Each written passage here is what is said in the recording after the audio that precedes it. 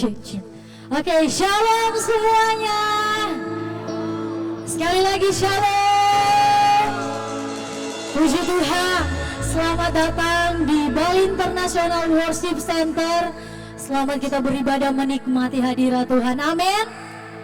Yang rindu menikmati Tuhan boleh lambaikan tangan.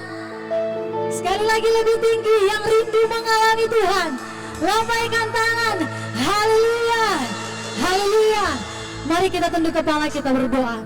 Bapa, di dalam nama Tuhan Yesus Kristus, kami percaya Engkau akan melakukan perkara besar malam hari ini, sehingga mata kami akan terbuka, telinga kami akan mendengar bahwa Engkau Tuhan Allah yang besar, Allah yang ajaib, berdaulat atas kami, atas tempat ini. Hati kami siap Tuhan untuk memuliakan Engkau.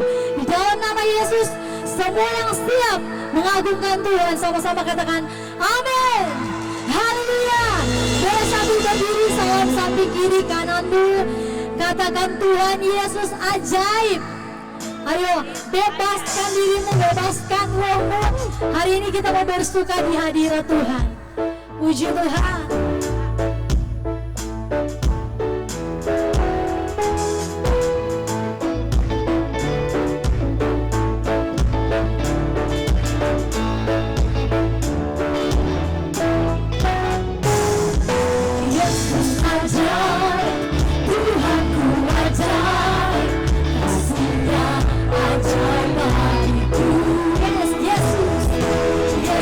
Ajaib, Tuhanku ajaib.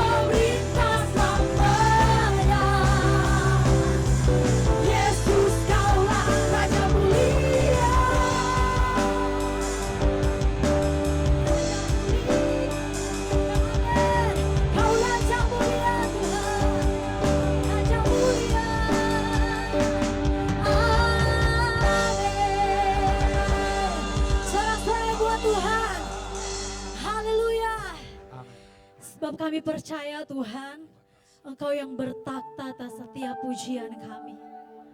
Yang kami tahu sampai detik ini bukan tentang kami lagi, tapi tentang kedaulatan-Mu di tengah-tengah kami. Roh-Mu memberikan kami hidup, untuk kami mempersembahkan hidup kami, kembali memuliakan Engkau. Kami tinggikan Engkau Tuhan, kami agungkan Engkau, Yesus Kristus. Oh, Yesus Tuhan, surga bumi menyembah, hati kami naikkan syukur, hidup kami memuji, menceritakan perbuatan-Mu. Oh, Ramaya Syaranamo. Oh, Yesus Tuhan, Yesus Tuhan, haleluya, Yesus. Terima kasih Tuhan. Terpujilah Engkau di tempat maha tinggi Tuhan. Izinkan sekali lagi kami mau meletakkan korban di altar-Mu ini Tuhan. Terima kasih Yesus. Terima kasih Bapa. Haleluya. Terima kasih Roh Kudus. Haleluya. Terima kasih Tuhan. Oh,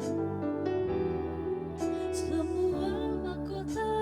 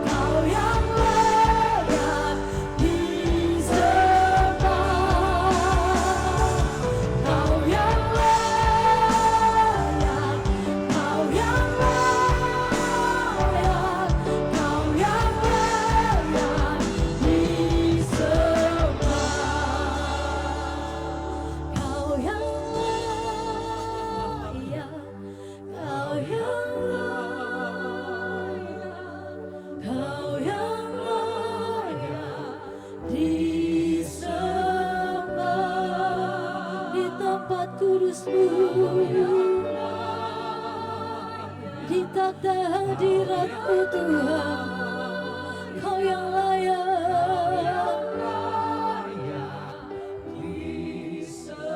Kau yang layak, Kau yang layak, Kau yang layak, Kau yang layak, Kau yang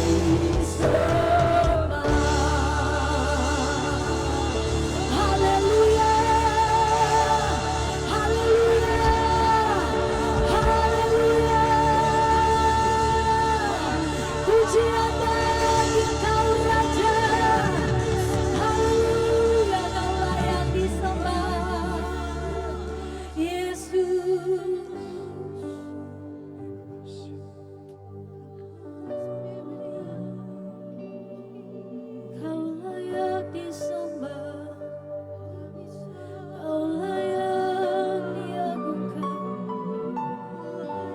Yesus.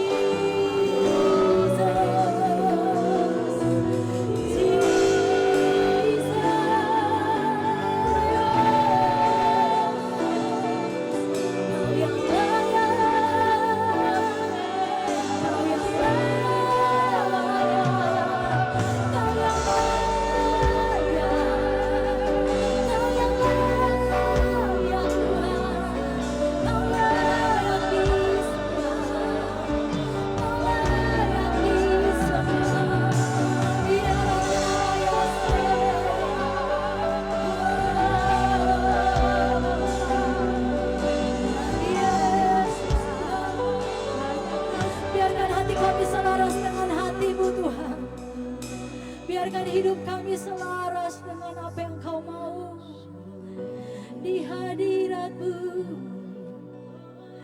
di hadirat-Mu Tuhan. Kami selaras dengan hati-Mu, kami seirama dengan langkah-Mu di hadirat-Mu, di hadirat-Mu Tuhan.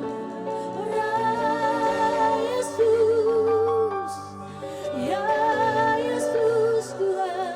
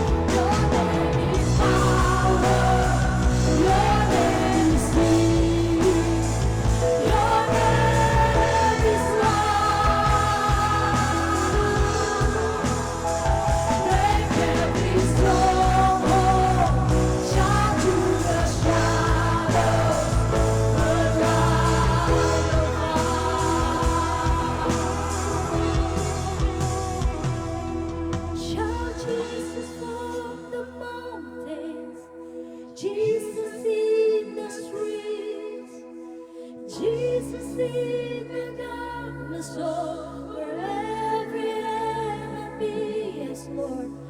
Jesus, forever, I speak the holy name, Jesus.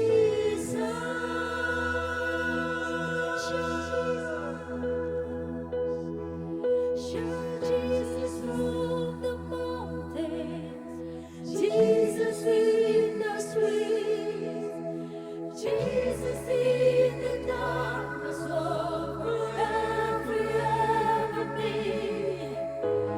Jesus for my glory, I sing your holy name, Jesus.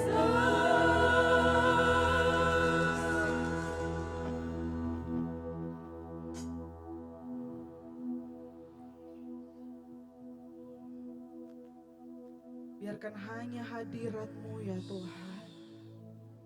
Let your presence Lord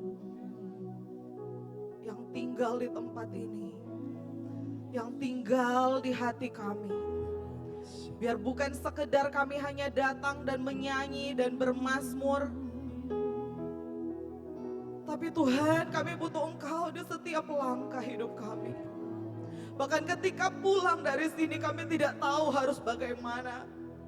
Bahkan ketika pulang dari sini besok kami tidak tahu harus menghadapi apa. Dan biarkan sesuai namanya Tuhan, the worship room ini menjadi tempat di mana kami mempersembahkan mezbah hidup kami. Semua yang kering, semua api yang telah suam, semua hati yang telah dingin,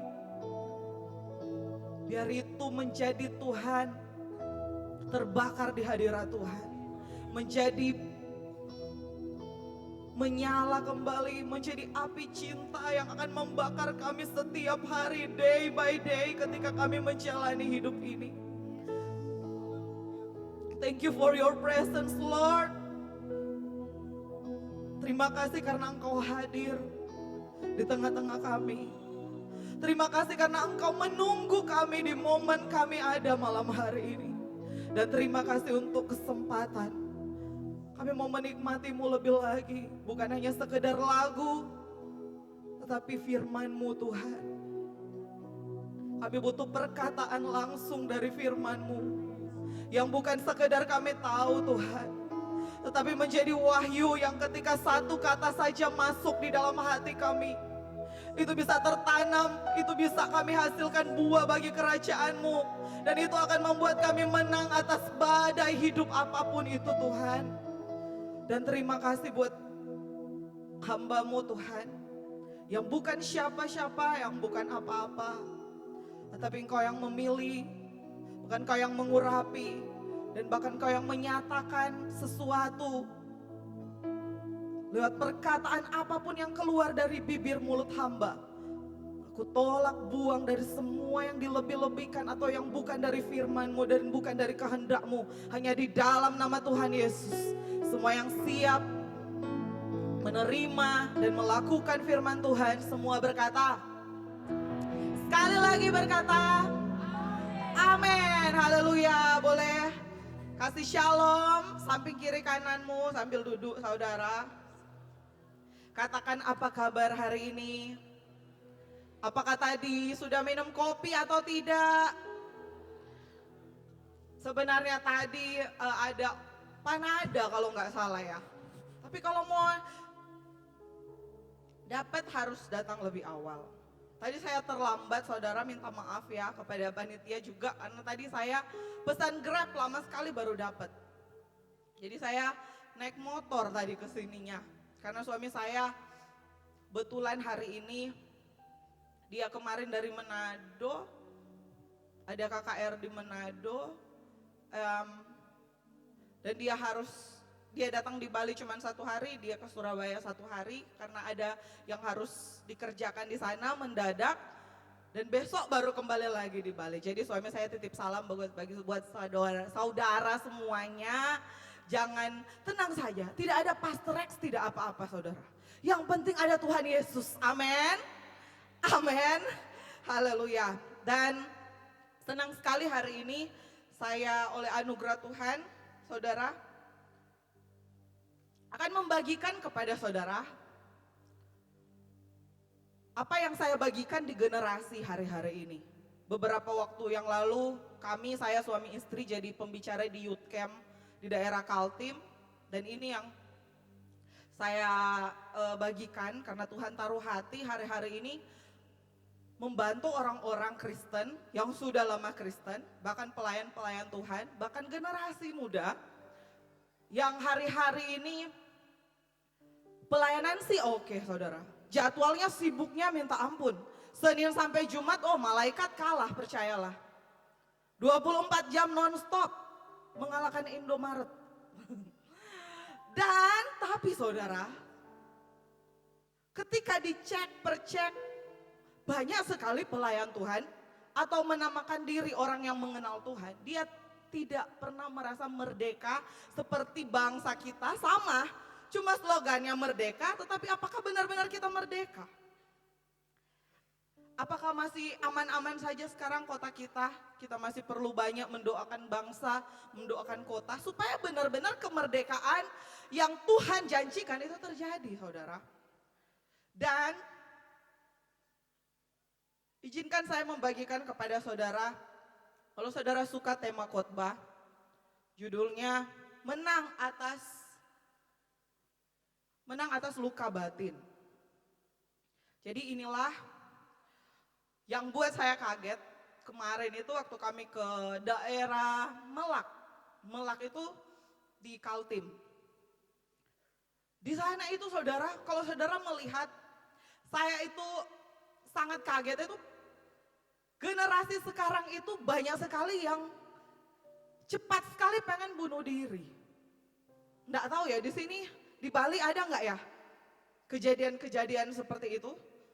Tetapi di Surabaya, bukankah saudara mendengar itu ada anak pendeta yang di kampus Kristen loncat?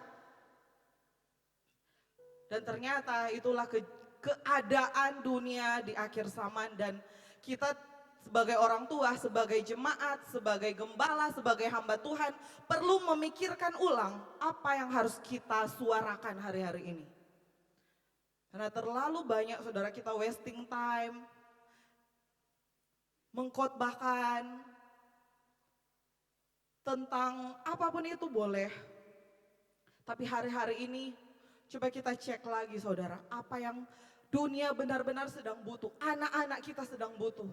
Bahkan jangan anak-anak saudara, saya kaget kalau konseling itu, bahkan orang yang sudah 50-an tahun, dia bisa mengalami luka batin yang tidak diselesaikan dari dia umur 6 tahun.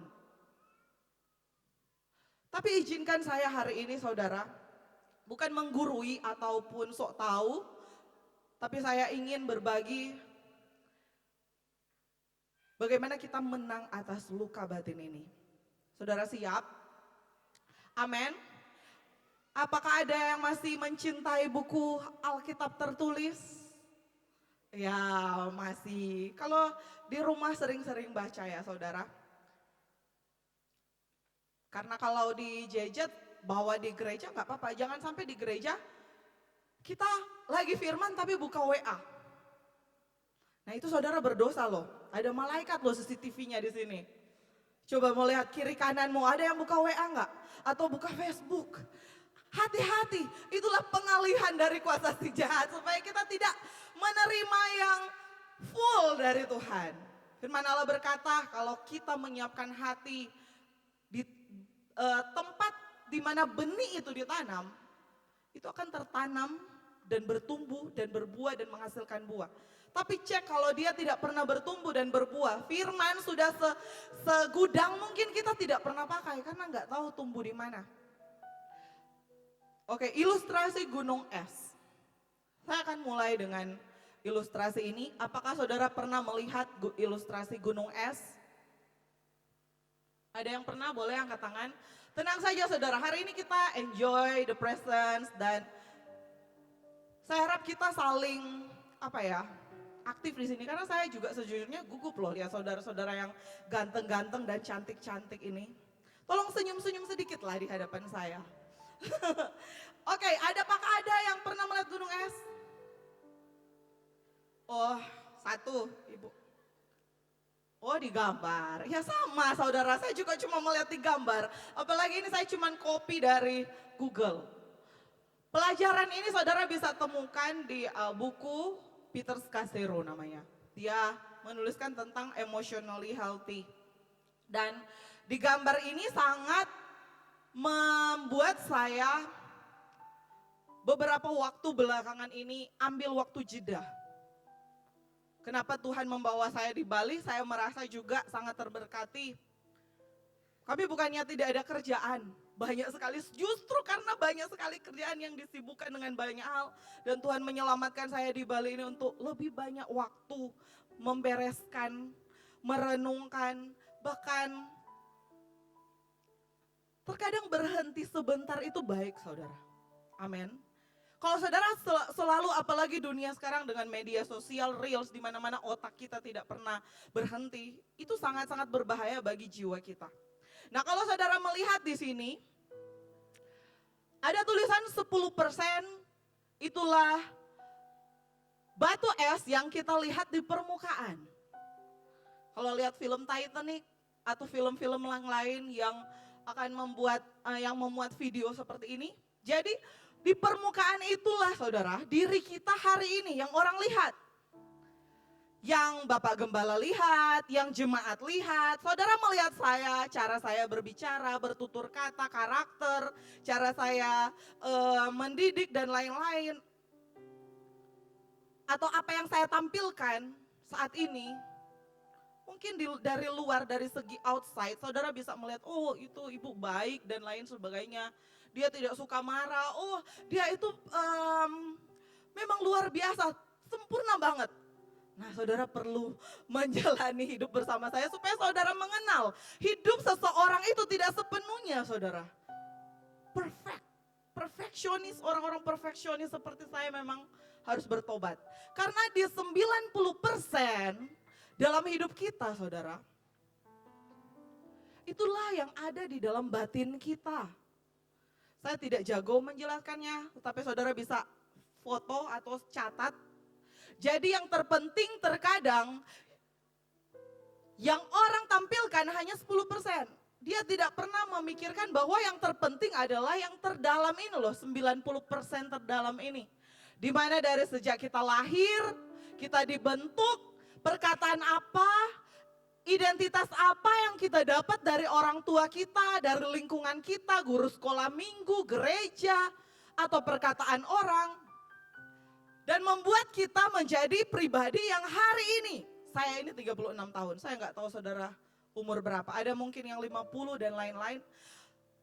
Tetapi kadang saudara perlu mengambil waktu untuk cek ulang. Saya itu terbentuk dari apa ya? Kenapa saya itu karakternya pemarahnya luar biasa? Mungkin ada di permukaan engkau bisa tidak marah, tetapi kalau disenggol sedikit engkau akan sangat menjadi-jadi karena ada 90% yang tidak terlihat, yang tidak pernah dibereskan.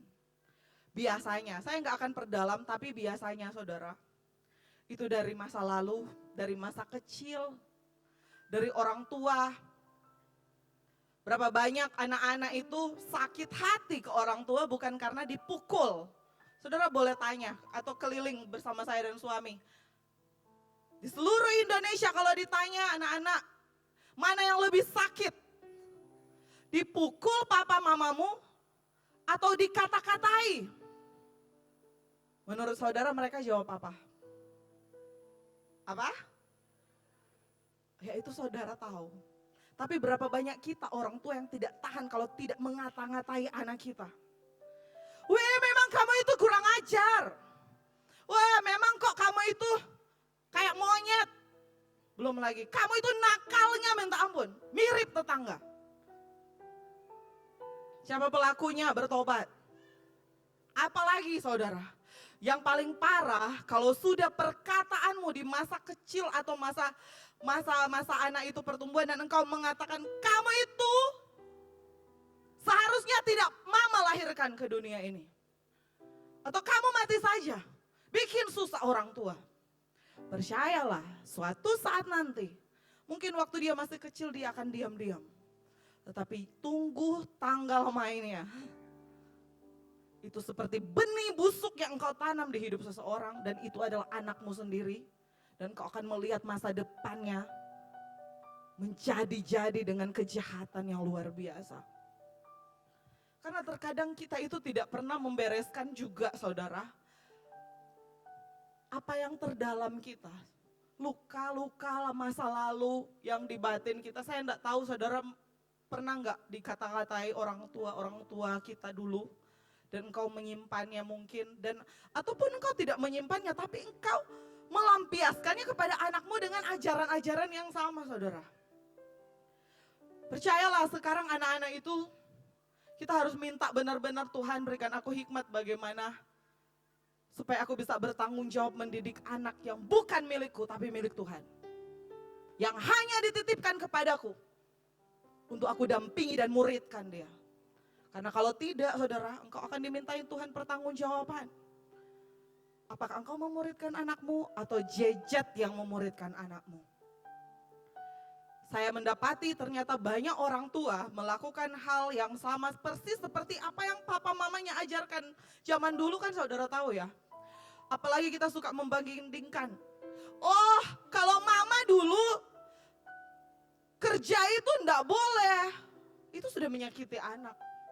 Kerja itu enggak boleh leha-leha kayak gini atau enggak boleh malas-malasan. Ada kata-kata yang lebih bijak yang harus kita pakai hari-hari ini yaitu didiklah anakmu dengan firman Tuhan. Dengan lembut. Saudara bisa menghajar anak tapi kalau tidak menyentuh hatinya dia tidak akan berubah. Didikanmu harus sampai di hati saudara. Tapi saya tidak tahu kenapa hari ini yang Tuhan bawa kadang orang tua lah yang perlu menyadari bahwa kita tuh sebenarnya punya luka batin. Dan jadi korban adalah anak-anak kita. Di kedalaman kita yang tidak orang lihat.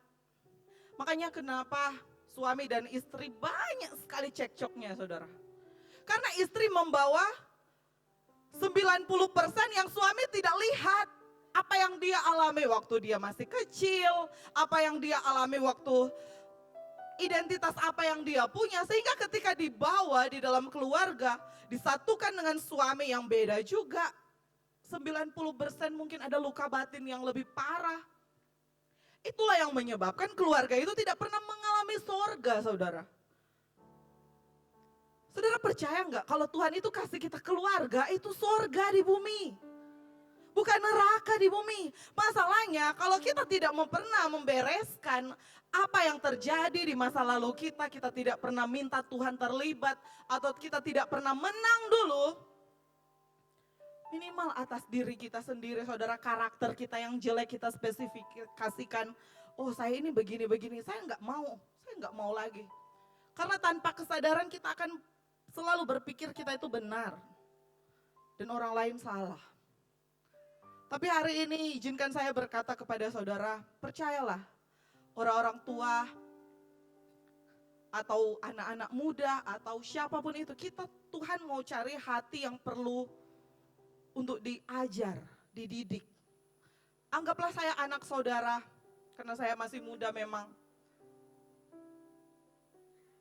Yang hari ini mengingatkan kita bahwa kita perlu membereskan apa yang terdalam di hidup kita. Amin. Selanjutnya, boleh kita akan belajar dari satu orang yang saudara pasti tahu ini. Favorit saya selain Tuhan Yesus, selain Daud, ini juga orangnya. Kejadian 37 ayat 23 sampai 24.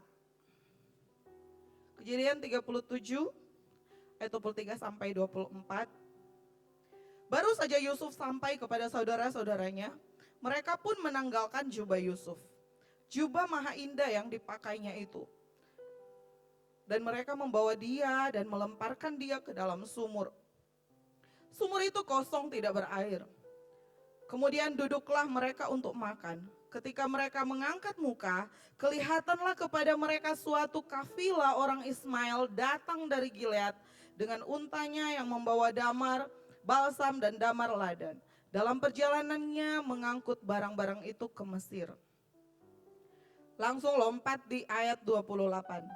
Ketika ada saudagar Midian lewat, Yusuf diangkat ke atas dari dalam sumur itu, kemudian dijual kepada orang Ismail itu dengan harga 20 shikal perak. Lalu Yusuf dibawa mereka ke Mesir.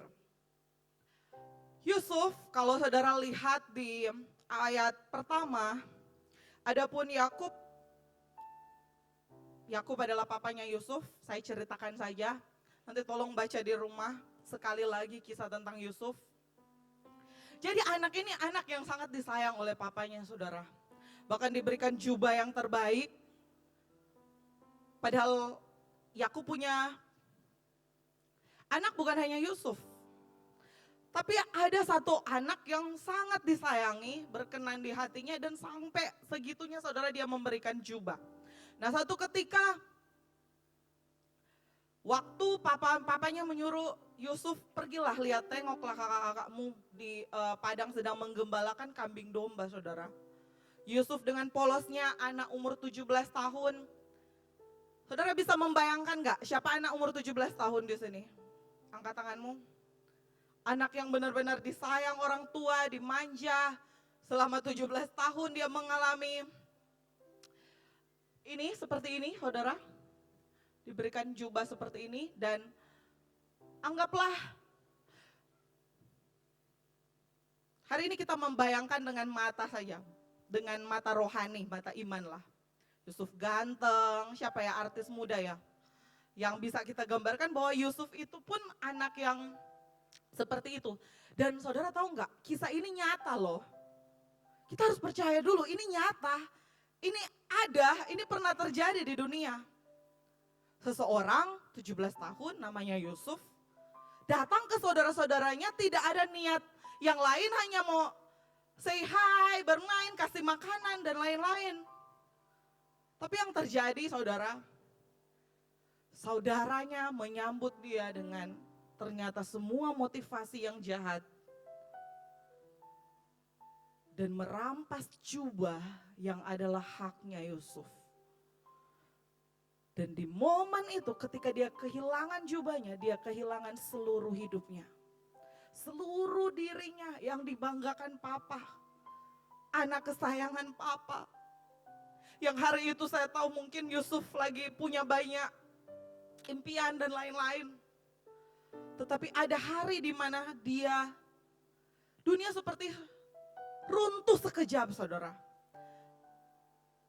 Karena saudara yang harusnya menggendong dia, bermain bersama, membantu dia, memakaikan jubah atau apalah itu namanya saudara.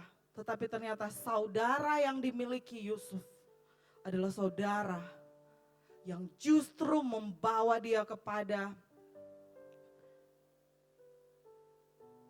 goresan luka di dalam batinnya. Saudara percaya enggak, Yusuf itu punya hati loh, saudara.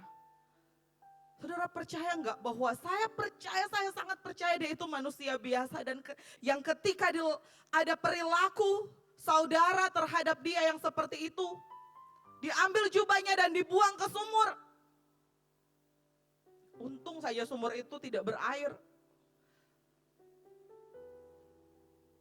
Saya percaya ada luka yang tergores di hati Yusuf. Nggak mungkin dia langsung, oh haleluya, terima kasih Tuhan. Tidak mungkin. Hari itu luka demi luka terjadi di hari-hari Yusuf. Sejak umur 17 tahun. Alkitab mencatat perjalanan luka batin Yusuf dimulai. Dari dia dijahati saudara-saudaranya, dan dia dibuang ke sumur, hingga dia dijual ke orang Midian. Tidak sampai di sana, dia dijual lagi ke orang Mesir, ke Firaun. Bukan Firaun, ke Potifar, saudara. Mau nggak saudara? Anakmu aku jual. Atau anakku, atau siapapun kita saling menjual. itu kan sudah perdagangan manusia. Itu bukan hanya luka perkataan. Itu dijual, saudara.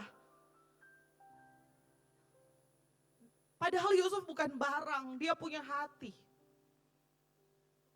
Dan disitulah luka Yusuf mulai muncul, mulai timbul, sehingga dia ada di rumah Potifar. Saudara boleh baca di Kejadian 39 ayat 11 sampai 20. Betapa kalau mau didramakan, mungkin ibu-ibu yang paling akan banyak menangis. Karena sangat sulitnya hidup Yusuf ini. Sudah dijual, ditaruh lagi jadi kepercayaan bos. Tapi aneh saudara, bukannya semakin dikasihi, ada saja peristiwa yang terjadi dan dia difitnah di sana. Dia difitnah oleh istri Potifar. Mungkin Yusuf tidak mengalami pelecehan seksual abuse, diraba-raba atau begitu karena dia lari. Tetapi saya percaya ada pelecehan seksual abuse dari perkataan. Dari perkataan entah tidurlah apalah, itu kan bagi orang yang belum menikah harusnya nggak boleh. Dan tidak sampai di situ saudara, Yusuf akhirnya dibawa ke satu tempat yang tidak ada orang yang mau. Yang bernama penjara. Saudara pernah nggak ke Israel? Atau saudara pernah nggak membayangkan penjara waktu Yusuf hari itu tidak seperti penjara orang Indonesia hari ini? Penjara yang benar-benar memang menyakitkan saudara, karena itu penjara tahanan raja. Memang harus dikasih tobat dan dikasih tobat. Kalau raja kan ya kayak mati ya mati, dihukum ya dihukum. Dan Yusuf mengalami peristiwa itu lagi saudara. Timbul lagi luka di hati Yusuf. Kalau saudara lihat perjalanannya, dia pernah mencari-cari cara sampai dia pernah kayak melobi roti, juru roti, raja yang waktu itu ada di penjara. Dia coba dengan caranya bagaimana supaya kamu bisa menyelamatkanku. Dan juru minuman anggur kalau nggak salah. Tapi apa yang terjadi saudara? Mengharapkan manusia mana? Kamu gak akan bisa dapat pertolongan. Saudaranya sendiri itu loh gak tolong dia, apalagi saudara tidak saling ada ikatan darah. Berapa banyak saudara di sini yang mungkin hari-hari ini mengalaminya? Kau coba cari cara supaya saudaramu bantu kamu. Engkau coba cari cara supaya anakmu bantu kamu atau siapapun bantu kamu, dan tidak ada jalan. Yusuf mengalami di titik terendah itu.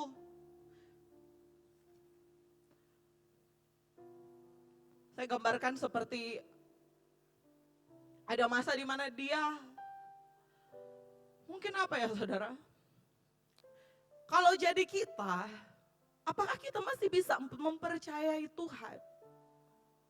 Kalau kita yang jadi Yusuf, apakah kita masih bisa mempercayai bahwa ini aku luka loh, hatiku ini luka, goresan yang dikasih saudara sendiri.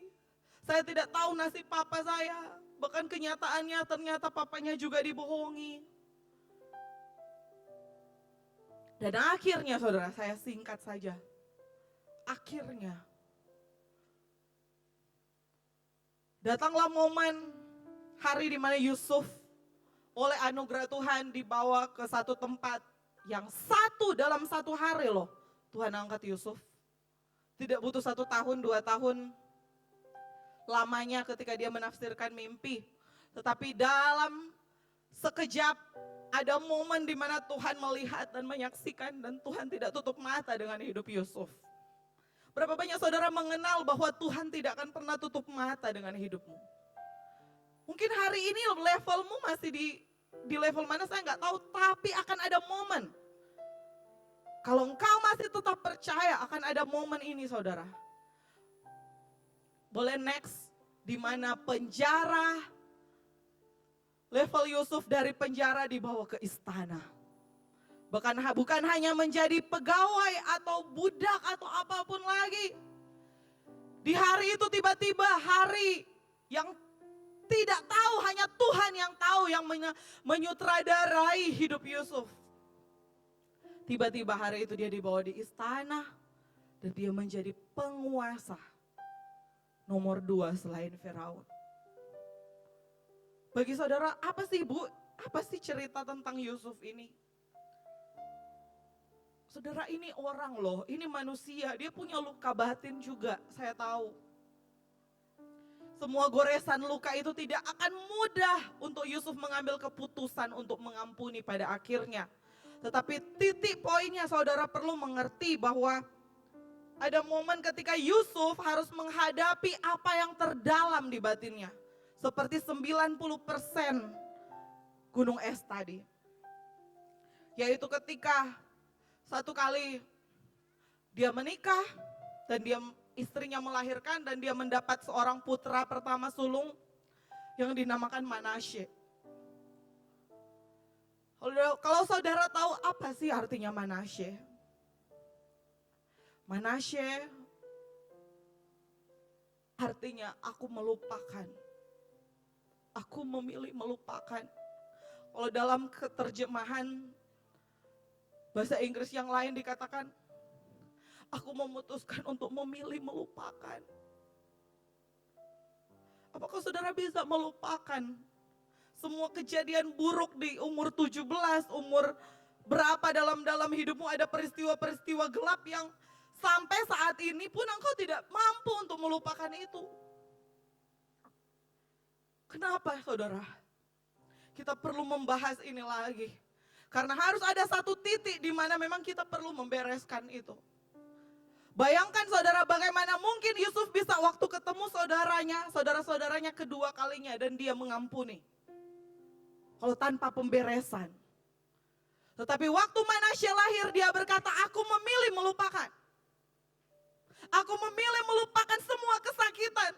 Semua tentang dibuang ke sumur kah, diambil jubah kah, difitnah, mau diperkosa, atau apapun itu kesalahan-kesalahan orang yang melukai hatiku terdalam dan aku memilih melupakan.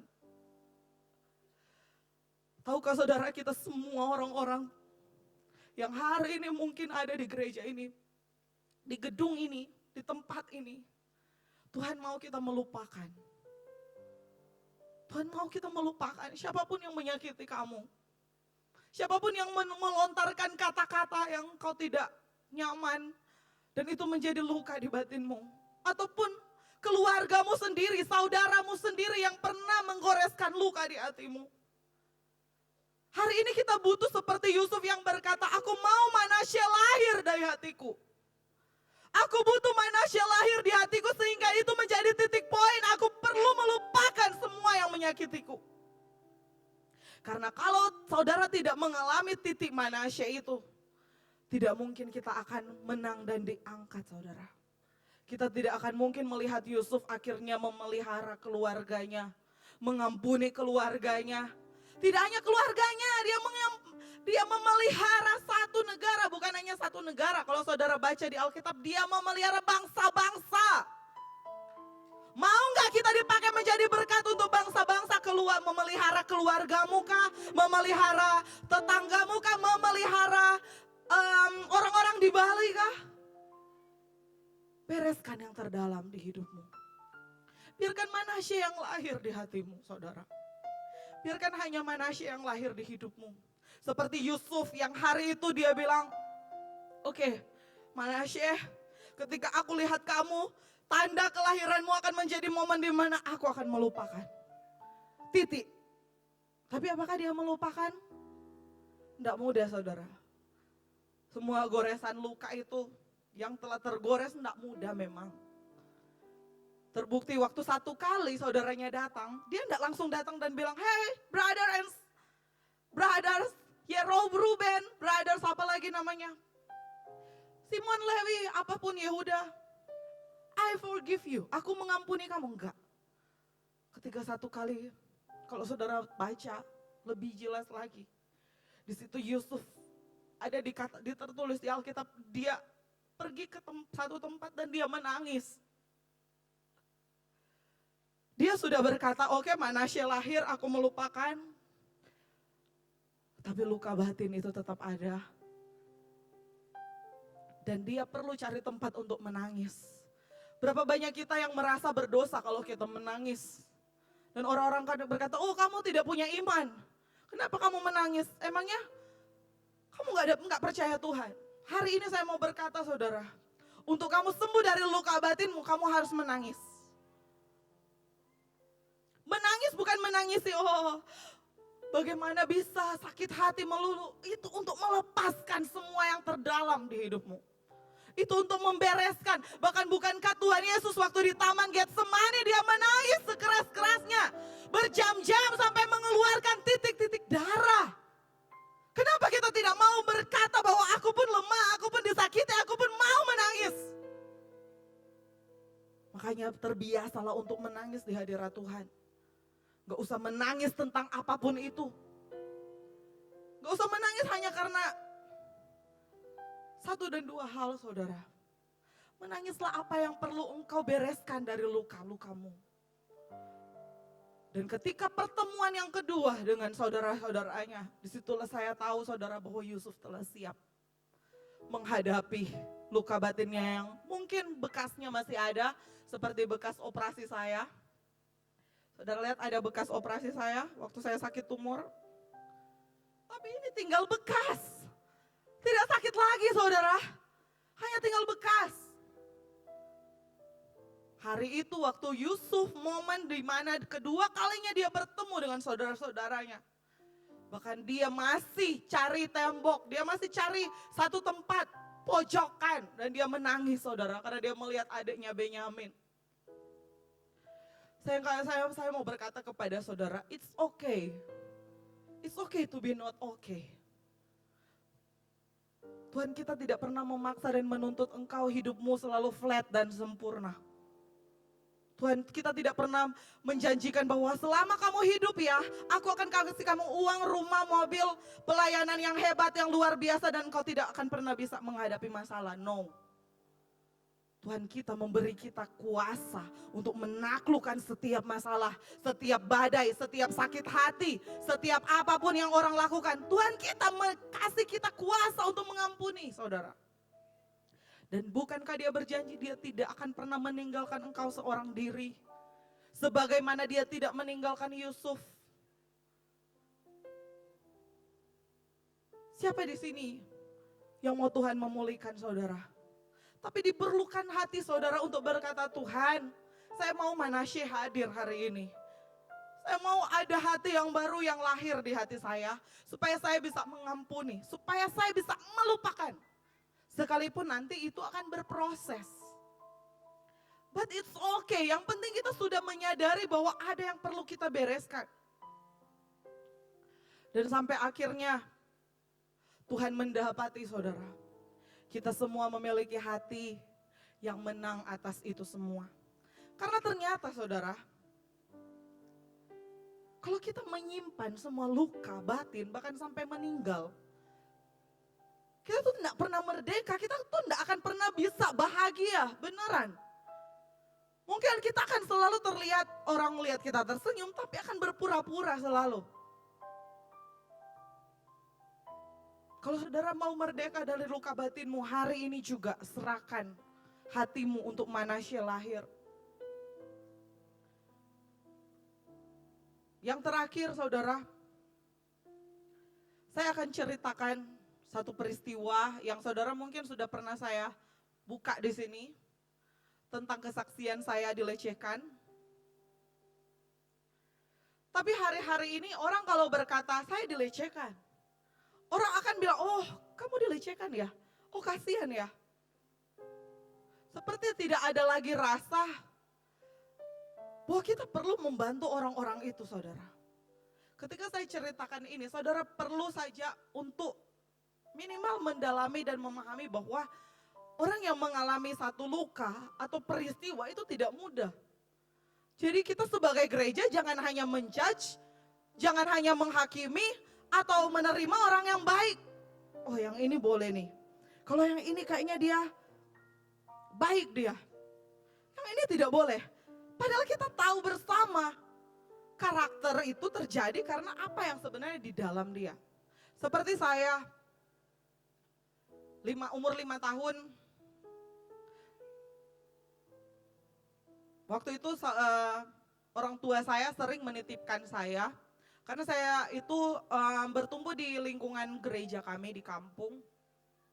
Titipkanlah saya ke satu kakak rohani yang hari itu orang tua saya percaya, sangat percaya, karena kan kalau kita anak-anak kampung kayak rasanya semua anak bersama. Seperti itu saudara. Jadi saya karena anak sulung ya, saudara tahu anak pertama kan. Semua diikuti, periang, kalau ada foto-foto masa kecil, itulah yang saya ingat tentang umur saya 1-5 tahun. Tapi dari umur 5 tahun dan seterusnya, disitulah saya mengalami proses yang membuat saya ternyata mendapati diri saya bertahun-tahun saya punya luka batin yang terdalam itu. Saat ada satu orang kakak ini, harusnya dia menjaga saya ingat sekali itu siang hari, saya dibawa ke satu ruangan, dan saya dikunci di situ. Awalnya saya tidak mengerti kenapa saya dikunci, padahal kita lagi bermain di luar. Dan ketika saya dikunci, kakak ini tiba-tiba mulai membuka baju saya. Ada lantai di sana, baju saya dibuka, dan saya ditidurkan di lantai. Anak umur 5 tahun. Kakak ini sekitar mungkin 20-an tahun waktu itu. Dan peristiwa itu ternyata yang beberapa waktu kemudian ketika saya besar saya tahu namanya pelecehan seksual. Namanya sexual abuse. Dia meraba-raba saya dari seluruh tubuh saya, bahkan kelamin saya. Setelah itu saudara, sudah selesai. Saya tidak ingat lagi yang lain. Saya dibawa keluar, tetapi saya ingat seperti ada yang dikata-katai kepada saya. Jadi saya pulang sudah menjadi Gina yang berbeda. Ketika bertemu orang tua saya, mereka melihat masih anakku. Tetapi padahal sudah ada goresan di sini saudara. Goresan itu sudah ada di situ. Dan apa yang terjadi?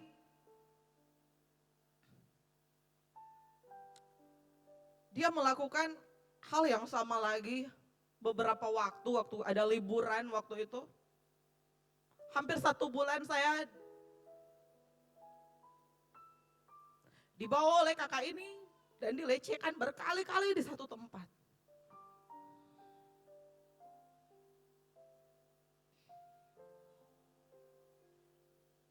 Kejadiannya pertama, saya menjadi benci diri saya.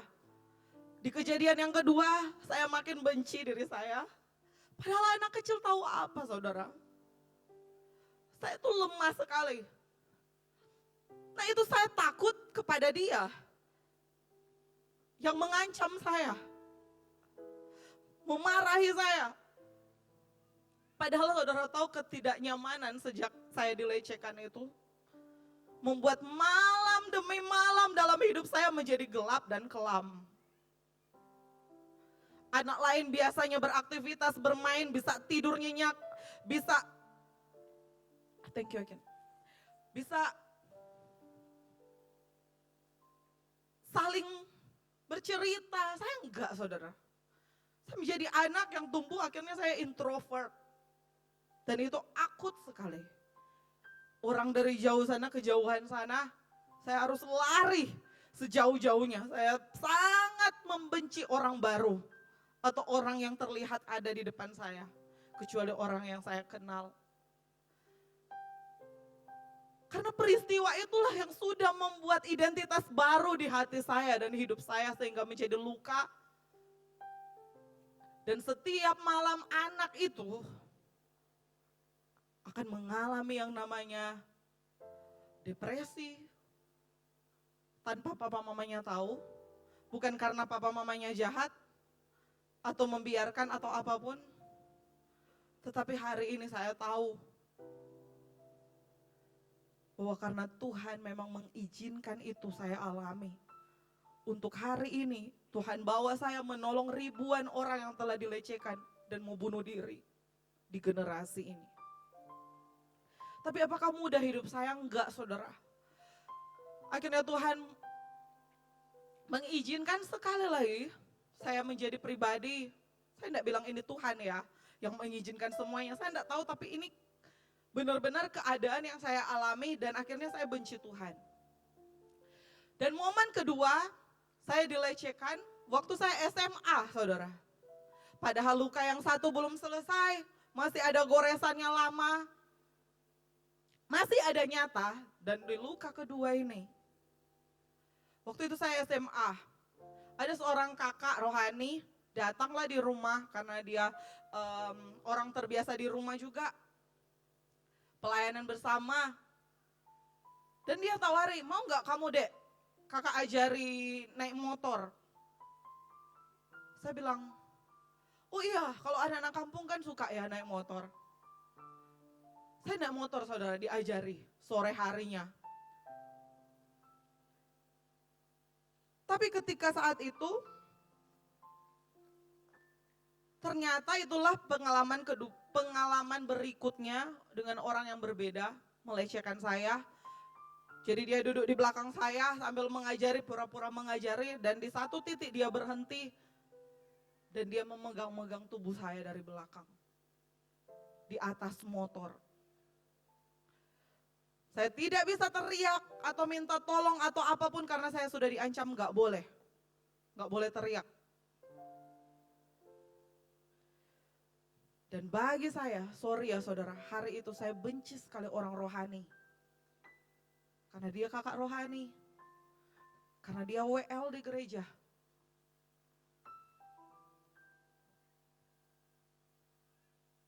Saya menjadi pribadi yang jahat sejak kejadian itu. Saya kadang marah tanpa sebab. Pernah di satu gereja, satu ibadah saya mau banting-banting semua barang, semua kursi. Orang-orang tidak mengerti saudara.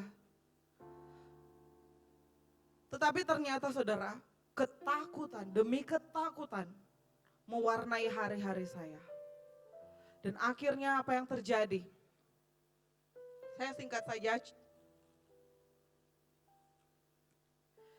Yang saya ingat ya, hari ini yang saya ingat sampai hari ini, momen dimana ketika saya dilecehkan itu saya akan terbaring di kamar mandi, di lantai kamar mandi.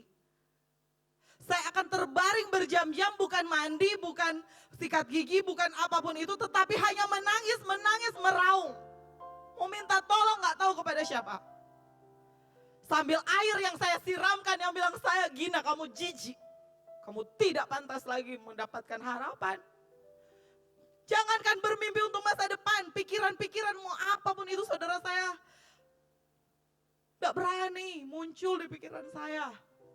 Jadi saudara perlu membayangkan bahayanya kalau saudara tahu ada orang di sekitarmu yang dilecehkan. Segeralah bantu dia. Karena dia tidak akan mungkin secepat itu bisa cerita. Karena waktu itu saudara saya mengalami sendiri, saya diancam di satu sisi. Kalau kamu cerita orang tuamu, terornya di SMS waktu itu saudara. Gak boleh cerita. Antara saya lihat orang tua atau saya lihat dia, saya takut. Jadi ketakutan demi ketakutan itu menguasai hidup saya. Sampai saya pikir ya sudahlah. Dan saya mencoba untuk bunuh diri 3 kali. Banyak kejadian luka yang saya alami saudara. Yang membuat saya tumbuh menjadi seseorang yang penuh rasa malu. Kalau saudara lihat saya hari ini bisa senyum, bisa berkata shalom, atau bisa bebas ketemu dengan orang-orang baru. Itu bukan saya banget yang dulu saudara. Nggak akan mungkin bisa. Tapi sampai satu momen saya bertemu dengan Tuhan secara pribadi. Di momen saya mau bunuh diri itu. Karena ternyata saudara, iblis itu Dia punya senjata untuk mematikan kita. Yaitu lewat peristiwa-peristiwa buruk itu. Dan dia akan membuat mana Tuhan? Dia akan membuat kita mempertanyakan Tuhan. Dan dia akan melumpuhkan semua semangat hidupmu. Senyummu, kebahagiaanmu, rasa percaya dirimu, identitasmu, harapanmu tidak akan ada lagi. Mungkin kisah saya berbeda dengan kisah saudara. Yang saya alami mungkin pelecehan, ya sudah banyaklah orang sekarang mengalami itu. Bahkan lebih parah. Tapi saya mau bilang, menghadapi momen luka itu tidak mudah. Tidak mudah saudara, apalagi di zaman sekarang ini orang bisa mengakses video porno dengan sangat gampangnya. Kalau dulu mana ada, gadget pun gak ada waktu itu, tapi sudah terjadi. Saya itu mengalami itu. Tetapi di satu momen malam, saya sudah gak tahan, saya mau bunuh diri. Dan tiba-tiba 2012 itulah yang saya ingat, momen saya berjumpa dengan Tuhan secara pribadi. Dan disitulah saya bertemu dengan Tuhan secara pribadi di malam momen saya mau bunuh diri ketiga kalinya. Dan tidak jadi-jadi. Dan Tuhan hanya berkata, aku mengasihimu. Gina, aku mengasihimu. Terus aku teriak, Tuhan, kalau kamu mengasihiku, kenapa kamu jahat? Kenapa tidak menolong saya? Kenapa membiarkan sejak 5 tahun saya dirampas, masa kecil saya tidak bahagia, masa remaja saya tidak bahagia, saya tidak pernah bisa menikmati punya teman-teman. Dan Tuhan bilang, aku mau kamu melanjutkan kasihku yang aku berikan kepadamu. Membebaskan orang-orang yang ditawan. Tapi kamu perlu bebas dulu nak. Kamu perlu menang dulu. Itulah yang saya bilang ke saudara. Perlu dulu ada Manasya yang lahir di hatimu. Bagaimana kita mau melayani Tuhan? Bagaimana kita mau melayani sesama? Bagaimana kita mau melayani kota? Tuhan lebih mengincar hatimu saudara. Lebih dari semua itu. Tapi kalau itu sudah terjadi, saya yakin dan percaya Tuhan mau pakai saudara luar biasa. Seperti saya hari ini. Yang hari itu seharusnya saya sudah gagal dan tidak punya harapan kalau saya mengakhiri hidup saya.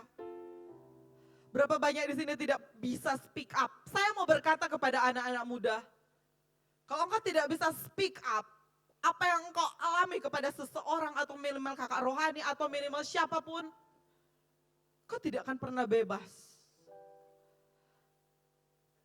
Kau tidak akan pernah bisa merdeka. Oleh sebab itu hari inilah momennya kamu perlu speak up dan teriak. Atau pulang mengunci diri di kamar dan kau teriak, Tuhan, saya sakit hati.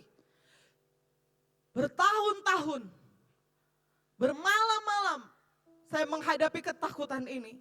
Malam demi malam, saya hanya bisa mandi dan merasa saya bersih, tapi besok kotor lagi. Dan saya mau kasih tahu saudara satu kebenaran ini. Bahwa Tuhan datang akan memberi kau hidup, memberi kau sukacita, melepaskan engkau dari semua jerat, membuat engkau bukan tidak lagi berada dalam roh ketakutan tetapi roh keberanian.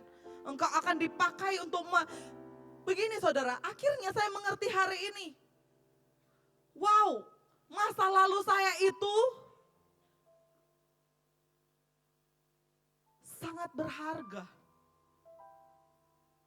Kenapa saudara? Itu dibutuhkan hari-hari ini. Apa ceritamu untuk engkau bebas menang dan menolong orang lain? Ketika saya menang dan menghadapi Manasya itu yang lahir di hati saya datangi orang-orang itu. Sebenarnya ada banyak sekali luka saudara sih. Karena ada satu momen saya sudah cerita ke papa mama saya. Waktu saya speak up, karena ada satu kali saya disidak. Karena saya datangi istri yang melecehkan saya datangi dan saya bilang apa yang dia lakukan. Dan saya pikir saudara, papa mama saya akan mengetahuinya dan menolong saya dan membantu saya dan memeluk saya. Tapi ada luka baru ternyata. Saya tidak dapatkan itu. Papa mama saya bilang begini, pokoknya Gina, kamu harus minta maaf. Padahal saya bilang, saya memberanikan diri hari ini berbicara. Hari ini saya berbicara dan saya berharap ada orang tua yang akan memeluk, aduh kasihan anakku. Kamu ternyata dari kecil sudah mengalami ini. Karena saya bilang, dia meraba-raba semuanya, payudara, kelamin semuanya. Saya bilang begitu. Dan mereka cuma bilang, kamu pergi minta maaf. Tidak ada penerimaan yang berkata, nak, are you okay? Saya tahu saudara hari ini bukan karena orang tua saya jahat ya. Tapi itulah yang terjadi kalau saudara tinggal di kampung. Orang juga punya kelemahan saudara. Papa mama saya sadari punya kelemahan. Takut dengan manusia. Takut dengan cerita-cerita jelek. Saya pernah dimarahi mama saya waktu podcast juga. Dulu mama saya belum mengerti, sekarang sudah mengerti, sudah mengerti kenapa saya cerita ini. Dulu saya sering dimarahi, ini kan buka aib. Tapi bagi saya hari ini, gak apa-apa. Aib saya dibuka, atau cerita saya tentang ini dibuka. Asal ada satu orang yang tidak jadi bunuh diri dan dia ketemu Yesus. Asal ada satu generasi yang seperti saya menghadapi malam-malam itu dan momen itu dia akan dilepaskan dan mengalami mimpi yang indah. Dan saya berharap saudara mengalaminya malam ini.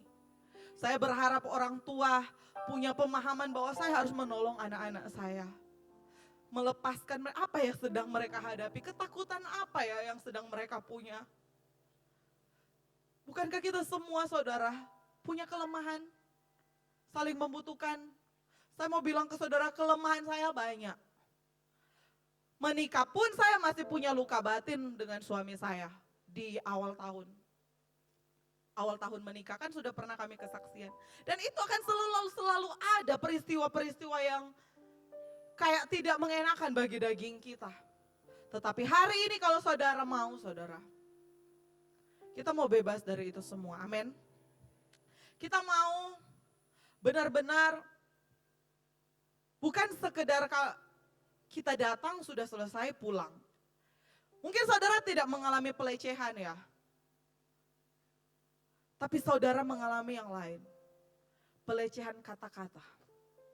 Suami, berapa banyak suami dengan istri, terbanyak kata-kata yang dikeluarkan adalah lontaran keburukan, kelemahan, kejelekan satu dengan yang lain.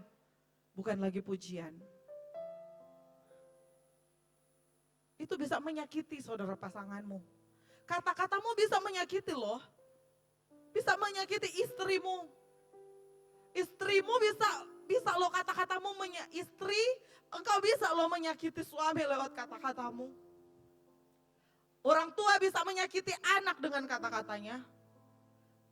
Bahkan berapa banyak orang tua yang menimbulkan luka batin di anaknya karena sering kali kita tuh sangat kejam di anak kita waktu masih kecil. Tapi kita perlu merendahkan hati saudara. Terkadang sekalipun mereka sudah besar, rendahkan hati, mau tanya, apakah papa mama pernah menyakiti kamu waktu masih kecil? Atau ada perkataan yang sekiranya waktu mama marah mungkin tersimpan di hatimu sampai hari ini. Papa mama minta maaf ya. Kapan terakhir kali saudara bilang begitu ke anakmu? Atau anak bilang begitu ke orang tuamu?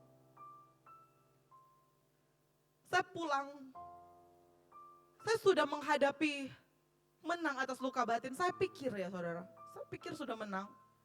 Waktu pulang kemarin bulan April atau Mei saya pulang ke Manado lagi. Tuhan menyuruh saya waktu sebelum datang ke Surabaya waktu itu. Untuk membasuh kaki orang tua saya saudara. Di kamar hotel tempat kami menginap saat saya besoknya akan flight. Saya pikir saya sudah menang. Tapi ketika saya waktu itu ambil air, Saya ambil kain hotel, dan saya berlutut begini. Tiba-tiba saya bilang, saya ambil kaki papa mama saya dudukan, minta tolong mereka duduk, dan saya basuh. Saya lihat orang tua saya menangis. Mungkin saya sudah bebas saudara, dari luka batin. Tapi saya nggak tahu juga orang tua saya bagaimana. Saya juga anak banyak kali menyakiti orang tua. Dan saya tidak menyadari itu. Dan berapa banyak kita tidak mau bertobat dan merasa kita anak yang benar. Kita anak yang hebat. Kita anak yang dahsyat. Kamu boleh pelayanan hebat. Tapi kalau keluargamu, kau tidak memposisikan hatimu sekali lagi untuk merendahkan hatimu. Dan berkata, aku minta maaf ya. Kalau aku menjadi anak yang kurang ajar mungkin di waktu yang lalu. Atau sesama saudara, seperti Yusuf saudara. Ada momen di mana mereka saling nangis-nangis. Maaf-maafan.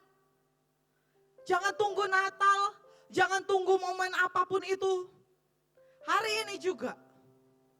Atau sebentar engkau pulang. Minta maaflah, rendahkanlah hatimu please. Kata Tuhan. Sekali lagi Tuhan mau cari anak-anaknya yang mau dibebaskan. Sebenarnya terkadang saudara, ketika kita melakukan itu kita tidak tahu bahwa 90% tadi sedang dikerjakan oleh Tuhan sendiri. Sedang memulihkan hatimu, sedang memulihkan lukamu, dan sedang memulihkan masa depanmu. Amin. Oke, selesai dan bonusnya terakhir. Saudara, sepertinya dari tadi sudah mau terhanyut dengan ngantuk atau apa, saya nggak tahu juga. Nggak bercanda saudara. Tenang, setelah ini kita akan happy-happy makan. Dan Yesaya 61 ayat 7. Ini pegang baik-baik saudara. Bawa pulang. Kalau engkau setelah sehabis kita doa nanti, kita doa pengampunan. Orang tua dengan anak, anak dengan orang tua atau saudara atau apapun.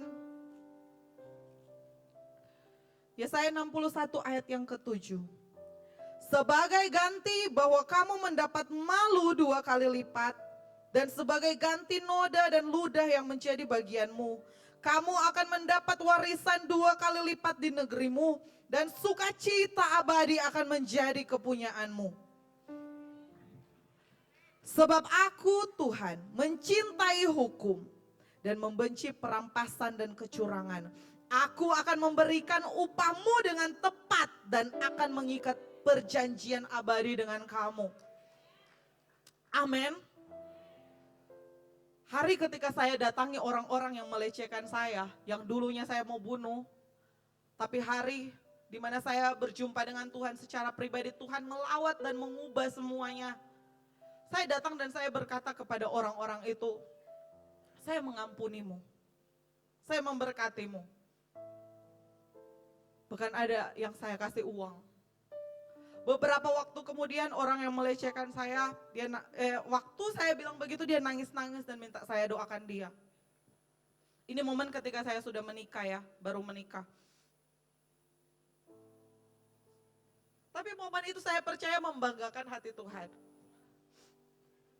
Momen yang ketika saya harus menang dan selesai dan neraka menangis. Karena ada seseorang yang mau berkata, aku mengampunimu sesakit apapun yang kamu lakukan terhadapku, hari ini aku memberkati kamu. Dan aku mengampuni kamu. Beberapa waktu kemudian saudara ketika saya pulang saya dengar berita istrinya meninggal. Kecelakaan motor. Tidak selang 1 bulan, dia juga meninggal. Di usia yang sangat-sangat muda. Saya tidak pernah mendoakan seseorang dan saya bukan berarti menceritakan ini untuk, oh karena saya dia meninggal, bukan seperti itu. Tetapi seperti firman tadi terjadi, Tuhan memberikan keadilan. Makanya taburlah yang baik saudara. Jangan sakiti seseorang. Jangan lecehkan seseorang. Jangan lakukan sesuatu yang engkau tidak mau keturunanmu mengalami itu. Dan firman Tuhan hari ini, biar itu menjadi bagianmu. Percaya bahwa Tuhan akan memberikan upah 2 kali lipat bagi orang-orang yang mau menang. Bahkan bukan hanya 2 kali lipat. Bukankah terbukti Yusuf keadaannya diubahkan Tuhan, saudara? Karena Tuhan kita Tuhan yang sangat ahlinya mengubah seseorang. From zero to hero, from nothing to something, from glory to glory. Amin bagi firman Tuhan.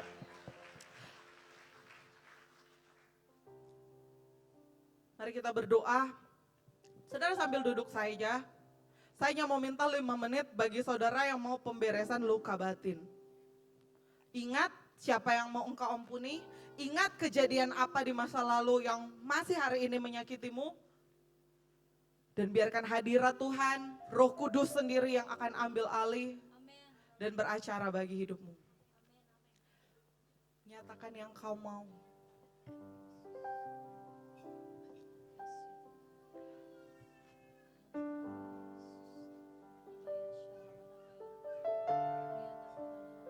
Thank you Lord Jesus. Nyatakan yang kau mau, selidiki hatiku, singkapkan bila ada yang salah. Roh Kudus jamah hatiku. Nyatakan yang kau mau, selidiki hatiku, singkapkan bila ada yang salah. Roh Kudus jamah hatiku. Hati yang hancur kau berkenan, hati yang taat yang kau cari. Temukanlah hati yang berkenan, temukan di hidupku, melebihi gemerlapnya dunia. Perkenanmu itu yang utama. Ku mau taat, ku mau bertobat, menyerahkanmu tujuan hidupku. Saudara boleh sama-sama kita bangkit berdiri. Kita akan doa buat firman Tuhan. Roh Kudus menggerakkan saya untuk mendoakan orang-orang yang dilecehkan. Engkau tidak perlu maju, engkau tidak perlu angkat tangan, tapi engkau perlu membuka hatimu dan taruh hatimu di dadamu. Taruh hatimu di dadamu. Dan aku berdoa Roh Kudus akan menjamamu. Aku berdoa semua luka, semua memori, kesakitan itu hilang. Engkau dibebaskan malam hari ini juga. Bapa, di dalam nama Tuhan Yesus, biarkan firman ini bukan sekedar lahir dari pengetahuan, tetapi lahir dari hidup yang akan mengubahkan hidup orang lain. Dan aku berdoa semua orang, siapapun di tempat ini Tuhan, yang mengalami malam-malam kekhawatiran, yang mengalami malam-malam yang gelap, yang membuat mereka dikuasai oleh roh ketakutan. Mereka tidak pernah lagi tenang dan menikmati sukacita yang Engkau telah sediakan. Karena luka di batin yang sangat lama, yang bertahun-tahun memenjarakan mereka Tuhan. Bapa, hari ini di dalam nama-Mu Tuhan Yesus, bersama dengan Roh Kudus yang telah menolong hamba, biarkan manifestasi pelepasan, kuasa Roh Kudus sendiri yang akan membebaskan anak-anak-Mu di tempat ini di dalam nama Tuhan Yesus. Terlepaslah semua belenggu, semua ikatan, semua roh kenajisan, semua roh kesakitan, roh sakit hati dalam bentuk apapun. Hari ini aku perintahkan selesai. Terlepas dari hidup anak-anak-Mu, pergi ke laut. Tidak ada lagi yang menguasai mereka. Hari ini semua penjara, semua orang yang dipenjarakan oleh kekhawatiran, semuanya terlepas di dalam nama Tuhan Yesus. Dalam nama Tuhan Yesus. Dan terima roh yang baru yang dari Tuhan. Dan terima hati yang baru yang dari Tuhan. Dan terima pengalaman yang baru dari Tuhan. Dan sebagai ganti kesakitan kami akan menerima upah 2 kali lipat. Kami akan menerima upah 7 kali lipat dan 100 kali lipat. Kami akan bawa pulang sukacita. Kami akan bawa pulang damai sejahtera. Kami akan bawa pulang kemerdekaan. Karena semua telah selesai. Semua sudah selesai. Dan kami dimerdekakan oleh firman-Mu. Terima kasih Tuhan. Di dalam nama Tuhan Yesus kami meteraikan semuanya. Bagi kemuliaan nama-Mu. Haleluya. Amin.